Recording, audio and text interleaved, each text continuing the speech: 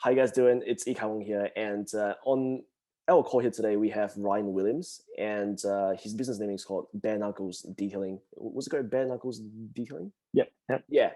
So like he grew his business to like 20 grand a month, and he has a really cool story to share on how he actually grew to that point. So Ryan's like take us back. So now before you and me started working together, like where were your business and how was your business doing? I thought it was doing decent. We were pushing about, it was just me at the time. I think we spoke in December. Mm, And we were pushing along at, 8, 10 grand. Sometimes we'd have, 12 grand. It just kind of fluctuated. And then we'd have months where we did, 6 grand, and it was kind of just off and on, kind of deal up until probably I think in January, February is when it all sort of started to kind of like take off. After we got into the program and stuff like that. It's been kind of crazy how consistent things have been the past few months. got it. So like pretty much like back in like December, like things are very like inconsistent. Like where like months that you Yeah. have like $6,000 per month, and then you have like $9,000 per month, $10,000 per month. Like it's nothing really like consistent. Mm. So like Right. when Right. Yeah. so Yeah. like A what lot of times. Yeah. Go ahead. yeah, so like I was just about to ask, like what were you struggling like at the time? Uh, the biggest thing was not, I guess, valuing like our services, and being kind of afraid to upsell somebody. Hey, we do offer this. You guys would be better suited with this, kind of deal. And I would always think like, well, people aren't really going to pay as much, as money as I think they would, and so kind of understanding that there are people out there that will pay the money to have something done right, and getting that mindset of, if you do good work and you put your good work out there, um, that the customers will kind of find you. Especially the niche part, that was probably the biggest thing. Was coming in just kind of doing whatever cars or whatever came through the door, and finding that, trying to find those customers that are willing to pay the money to actually get the work done that you want to get, that you actually want to do. Mm. Yeah, like the thing with a lot of detailing business owners is like they don't they offer coatings but they don't push it. They only Yeah. it's like when someone asks for it and then they'll then explain, but they're not that active. They are very passive in basically pushing out the coatings. And the one thing that Yeah. I got you to do is be very active and really to value like especially like on like the higher end. And Yeah. one thing that I got you to do as well, yeah, to basically start offering like the higher tier coatings, but not so much on like the lower end, because I think you were using Bitlock Pro, and I think like Bitlock Pro was like a 2 year coating, and Yeah. then afterwards I got you to like do like more of Yeah. like the Crystal Ultra. Yeah. Yeah. Yeah. Pushing the bigger coatings has been, a big help, upselling people to that. Like, hey, we have this coating, but you'd be almost kind of like we, uh, I guess, only focused on those higher end coatings. Once you only focus on that, like especially with PPF, so we weren't doing hardly a whole lot with PPF, until we came on. We had been kind of doing some here and there, so that's really taken off quite a bit. We were doing some expel, and that was a big part of the jump for us, was pushing that a little bit more and adding that with coatings on top of each other. Mm. So that way, instead of $1,000 or $1,500 here and there, it was a couple $1,000, a sell. So it just, yeah, combining a lot of things instead of just one thing, because I think a lot of detailers get stuck on, oh, I can make, $300 here, $500 here, and I can do it in, this amount of time. When that's good, and you can make a lot of money that way. But when you start to add some of the bigger ticket items in there and get people to start working for you and working with you, that's when you can really grow things, Mm. quite a bit. And one thing I find as well, like, is PPF is a lot easier to sell than coatings, like because like it's very tangible, like you can actually see the film Yeah. and you can touch it. Right, compared to coatings, like is it there, is it not there? The only Yeah. way you can tell is like you put like water on it. Yeah, yeah. That's the biggest thing. I was actually talking to some guys today about that, and PPF is one of those deals like it actively is protecting something, Mhm. like you have the rock chips and stuff like that. Whereas coatings is one of those things like detailers, like we love it, and we love a lot of what the coating does. And customers that understand what the coating does, they love it, and they understand, and they love actually using the coating and stuff like that. It's the customers that like don't care about keeping up with their car. PPF is going to be there no matter what. A coating, it takes a little bit more to actually, actively maintain it. Yeah. But so education is probably the biggest thing that we've learned just from, being on the program and being with you guys, to take the time and educate customers a lot better, and spending time doing that up front before they even buy anything. And Mm. that's helped us a lot. Exactly. And the big part, like I feel like the big part is like more like really understand like what the customer wants. Like we don't just want Right. to like just like shove like whatever like what you want to sell. It's more like really having like empathy and really understand. And the big part is like educating them like this is what you get, and this is how like it's gonna work, and this is most important like how this is going to help you protect your vehicle, especially like if it's like a high end car, and especially like if they're gonna bring their cars to the track. Right. Right. Yeah, for sure. Mm. So now, like before you started before you started in the program. Now, what have you tried that worked, and what have you tried that it didn't work? As far as marketing, Yeah, like as far as like growing your business. yeah. So I mean, we tried other companies and stuff like that to, I guess, manage our social media presence, or not really social media presence, but our ads and stuff like that with Facebook and other things. I hired a guy uh, earlier in the year last year. And then the company, I guess, like a bigger company, to try to do some of that, and we just weren't seeing any results, like real tangible. We saw one month when we had a guy working with us doing some marketing stuff for us, and one month was really good, and then it just kind of fizzled back out. It wasn't very consistent. So that's the one thing I've, when I talk to other guys that have asked me about this program, I was like, the thing I like most is that teaches you, it actually teaches you how to do it. Like as a business owner, it teaches you how to actually get in there and understand how the ads work and how to get customers without even running ads. I mean, it wasn't until I think February or March when we actually cut the ads on, and it just kind of made things just kind of, I don't know, like put some nitrous to it and roll. Just kind of adding some fuel to the fire. Mm. But before that, it was just kind of trying things and seeing what would work or what wouldn't work. It wasn't very scientific. We just didn't have any way to track everything like we should. And so yeah, that's probably the biggest thing, is not tracking everything.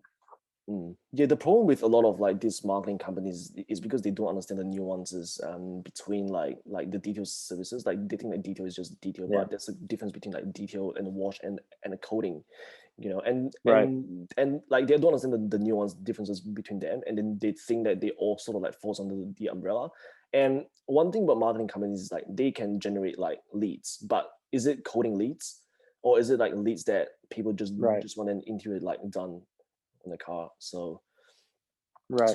so like Yeah. back when, like where and how did you like find me out? Because I remember like we exchanged like a few conversations on Facebook, but I don't exactly Yeah. know like whether I reached out to you or like you like find me out. Like how did you find me out?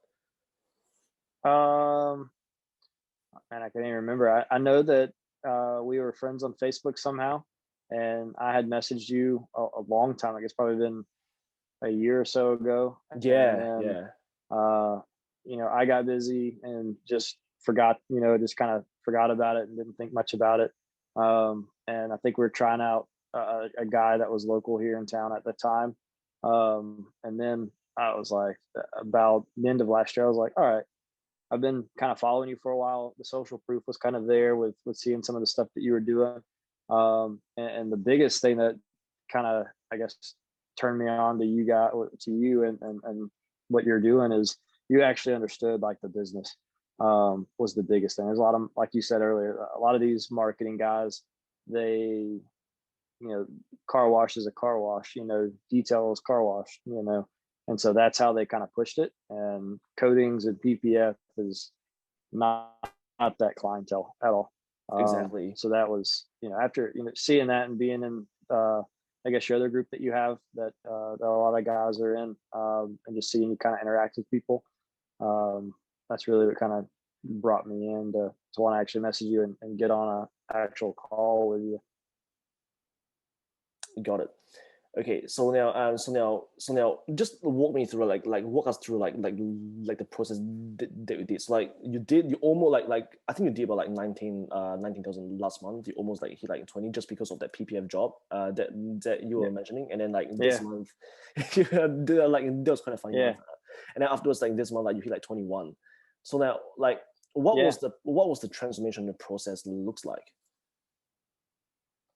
Uh, it's just been kind of crazy. So it went from like in January, we kind of started doing things. I had a baby, and so I had to kind of step back a little bit. But even with that, January was a decent month, and then February was just kind of like all the um, uh, just the Facebook, like personal Facebook stuff that you go through in like week 1 and 2, and 3. I think going through that process and just posting stuff regularly on your personal Facebook page, that in itself just kind of generated everything up to I think it kind of stayed in people's mind.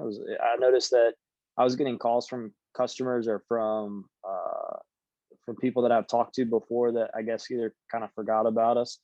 I guess that generated some more interest from just people that I've just been kind of watching. Um, and so that kind of transformed February into something to where we would have hit our 20 grand month mark that month, but a PPF job, we were waiting on some film to get here, and so ended up going into March, which stunk. But yeah, this month is as we turned on the ads, I think the beginning of March, or going into February, going into March, and so this month put us into I think I looked at the numbers today. Ended up being about 23 for the month. So it's yeah, it's just nice being consistent the past 2 months without even really, and we haven't even spent a whole lot of money on the ads. Our full potential of what we should. I actually turned off the ads after like a week or so.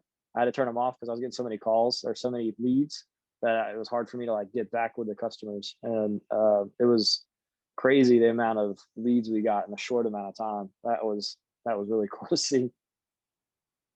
Yeah, now, now, the more of the bottleneck is that you have to finish those jobs, but it boil it down to not enough hands, basically to get to the Right, customers in time and stuff.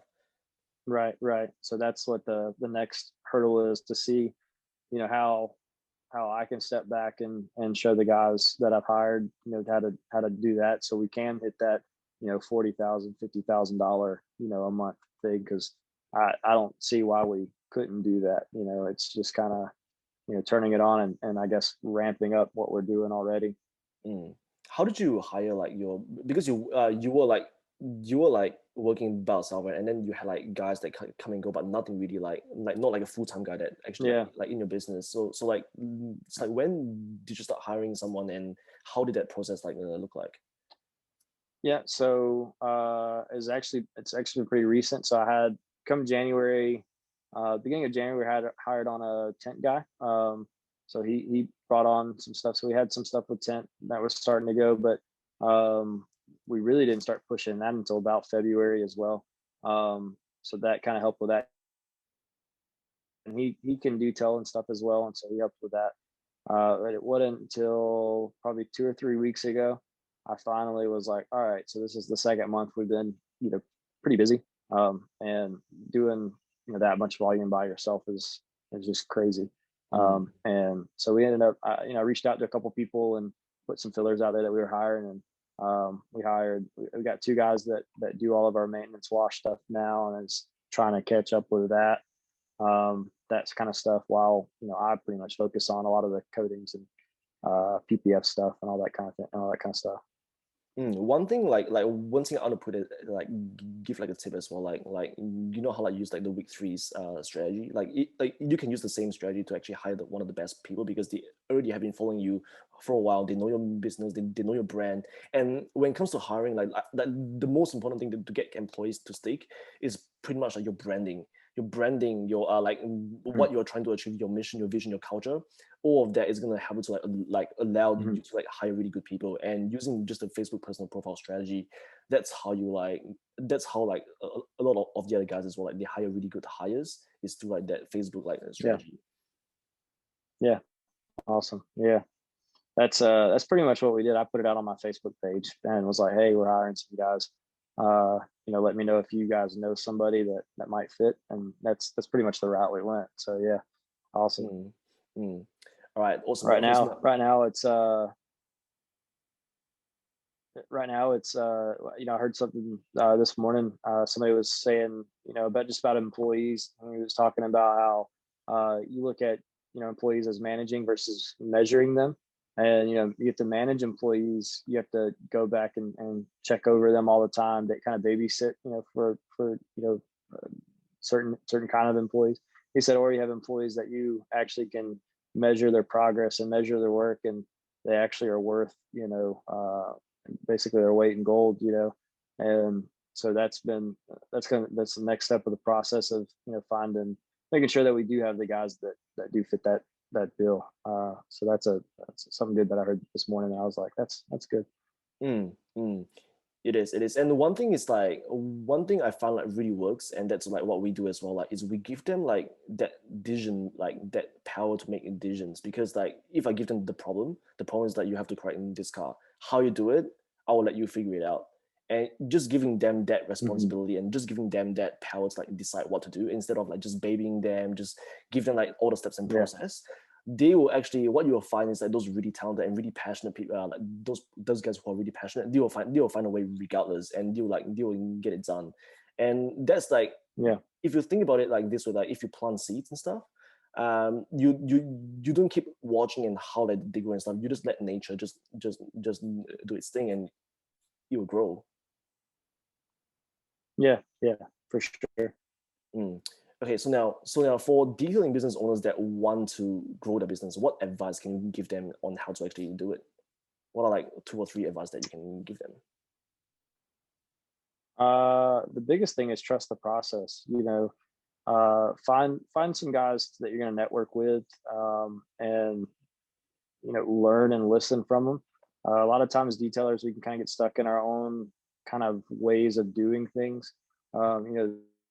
This product works, so I'm going to use it, and maybe there's another product that might actually get you there faster. And so that's the biggest thing I've been learning is to open yourself up to like other ideas from other guys, and not be afraid to show some tricks to another detailer and learn something from them. And that's been the biggest thing, as a I guess a detailing a business owner, is actually sitting down with some guys that are in the business and talking with them and actually sharing actual ideas of actual business stuff instead of just hanging out with your regular friends that you hang out with all the time. So I would find some of the guys that that's gonna mentor you, and that's huge. I can't say how valuable that is. And another thing is to get some good help with marketing. It's easy to spend money on marketing, and it's easy to waste a couple grand in a month and not see anything from it. So the biggest thing is putting processes in place on that end, because I'm terrible.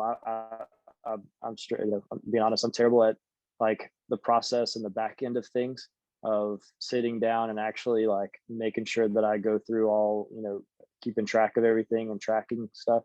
And so the biggest thing is to make sure, if you're starting a detail business, is to try to download an app or do something and make yourself really track every single thing, because it will help you in the long run, for sure, especially when you grow. Mm. 100%. Yeah, like absolutely. Like you want to put it into an environment where like people are also running successful businesses, and and all of that, and not just hang out with people like just normal people. Like one thing I found is like like once I become an entrepreneur, like it's very hard for me to hang out with my normal friends, like friends back in school, just because like Yeah. they Yeah. they go through the system, they graduate at college or university, and they get a job, and it's very hard to like be on the same page with them. They will talk about like, or like the weekend I want to work, I want to hustle hard on Yeah. the weekend, because that's where like it's very peaceful, and it's just me and my business, and all my friends are like, oh, let's go drinking, let's go to party, but I'm just not that, like not Yeah. really into that stuff. And how do you find Right. the networking with other guys in the program? Like, how do you find that? Do you like it? Good. Yeah, it's awesome. Yeah, yeah. That's probably one of my favorite parts is, being able to actually ask other guys that are going through the same thing I'm going through or have been and are kind of on the other side. Even seeing some of the guys that are new to the program and watching some of the stuff that they're kind of bringing in, it's been really cool. Yeah, for Mm. sure. Mm. Yeah, absolutely. It's like your advice for like dating business owners, like number one, basically find a find a group that to like network in, and really be open minded, and not having so much of that dealer's pride is what Yeah, we call it. Like people dealers, they have this pride, and they just like really like their ego is like really high. But yeah, yeah, being open mind, just being open minded, and see like what people are doing and stuff like that. And number two is basically like to manage like your back end, track everything to make sure like everything is yeah, like track everything to have like systems in place. So that way, like in the long run, it's gonna help like tremendously. yeah, for sure. Yeah, that's definitely it. And I know we've talked about this a little bit. There's a big thing when marketing. I've noticed that customers respond a lot better with kind of like us when you make them the hero of their story versus detailers. A lot of times we're like, hey, this is our work, this is what we do, this is us, and we're showing like we're the hero. When Mm, I've noticed that when you kind of flip that and you show that, hey, you're the hero, we're just here to help you achieve your goal. We're here to help you with that on your journey as like a kind of like a guide. And so that's probably my the last piece of advice that I would help give if you're starting a detail business or you are a detail business, trying to grow something. That kind of unlocks a lot of doors for people for sure. But at least for me, it has. 100%, because because it's all about the customers. Like I'm very Yeah, obsessed with the customers experience, and it's all about yeah, them. And when you put it like that way, like making their cast like a hero, it actually makes a lot of sense. yeah, yeah, for sure. Mm. Awesome, man. Okay, so now for people that wants to know more about your business and learn more about you, now how can they find you out? Find me Facebook or Instagram, Bare Knuckles Detail. Um, Either one on Facebook or Instagram, or you just look me up on Facebook, Brian Williams. Anybody that needs any help or have any questions, please feel free to reach out. I'm always down to help when I can. Awesome. All right, nice, man. Thanks for hopping onto our interview today. And yeah, man. Like this has been awesome. And yeah, man. We'll talk soon. Yeah, yeah, sounds good, man. Thank you. All right, man. All right, take care. All right, bye. See you.